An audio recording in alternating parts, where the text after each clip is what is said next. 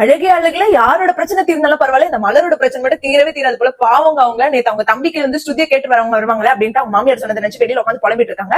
அது புலம்புறது மட்டும் இல்லாம தங்கராஜுக்கு வர போன் பண்ணி நீங்க என்ன பண்றீங்க, நீங்க நல்லா இருக்கீங்களா அப்படின்னு கேக்குறாங்க. என்ன பண்ண, நான் காலையில இருந்து வீட்டுல இருந்து இப்ப ஏன் கேட்கறேன் அப்படின்னா, நான் நல்லா இல்ல அப்படின்னு சொல்லிட்டு அவங்க அம்மா சொன்னதெல்லாம் நினைச்சு அவங்க அவர்கிட்ட சொல்லிட்டு இருக்காங்க. அவர்ல சாரி மலரே விட்டு அப்படின்னா, இதே நீ எப்ப பார்த்தாலும் சொல்லுவாங்க அம்மா எதுவும் கேட்காத அப்படின்னு சொல்லிட்டு சொல்றாரு. சொல்லிட்ட பிறகு அவங்கள நான் போனை வைக்கிறேன் அப்படின்னு சொல்லிட்டு வச்சிருக்காங்க. உடனே ஒரு உமா உமா உமா அப்படின்னு மெசேஜ் அனுப்புறாரு. அதை பார்த்து மலர் ரொம்ப கான்டாக்ட் பிளாக் பண்ணிடுறாங்க.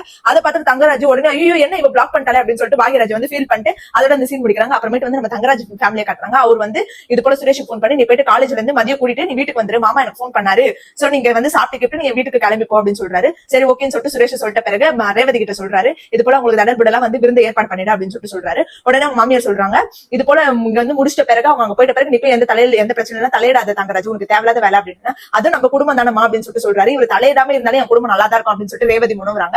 என்ன முனவுற, இந்த மாதிரி மாப்பிள கிடைக்கிறதுக்கு நீங்க கொடுத்து வச்சிருக்கணும் அப்படின்னு சொல்லிட்டு அவங்க அம்மா சொல்றாங்க. ஆமா அப்படின்னு சொல்லிட்டு அங்க இருந்து ரேவதி போயிடுறாங்க. அதோட அந்த சீன் முடியுது. அடுத்து வந்து பாக்யராஜோட ஃபேமிலி கட்டுறாங்க. அந்த பாட்டி வந்து விளையாடிட்டு இருக்காங்க, உங்க பேத்தி கிட்ட கதெல்லாம் சொல்லி விளையாடிட்டு இருக்காங்க. அப்புறம் அந்த ஸ்ருதி பொண்ணு வந்து போன் நோண்டிட்டு இருக்கா. அதை பார்த்து அவங்க அம்மா கத்துறாங்க, என்ன எப்ப பார்த்தாலும் போன் நோண்டிட்டே இருக்க, படிக்கிறதுக்கு உனக்கு ஒண்ணும் இல்லையா அப்படின்னு சொன்னா, எக்ஸாம் சீக்கிரமா எழுதுமா, நீ ஒரு கவர்மெண்ட் வேலைக்கு போனாதான் உன்னை வந்து மாப்பிள வந்து இது பண்ண முடியும், கல்யாணம் பண்ண முடியும் அப்படின்னு. பொண்ணு மட்டும் வேலைக்கு போனா ஆனா மருமக மட்டும் வீட்லயே இருந்து உங்களுக்கு சேவை செய்யணும் அப்படின்னு சொல்லிட்டு மலர் புலம்பிட்டு இருக்காங்க. உடனே பாக்யராஜ் வந்து எல்லாருமே ஸ்நாக்ஸ் தான் வராரு.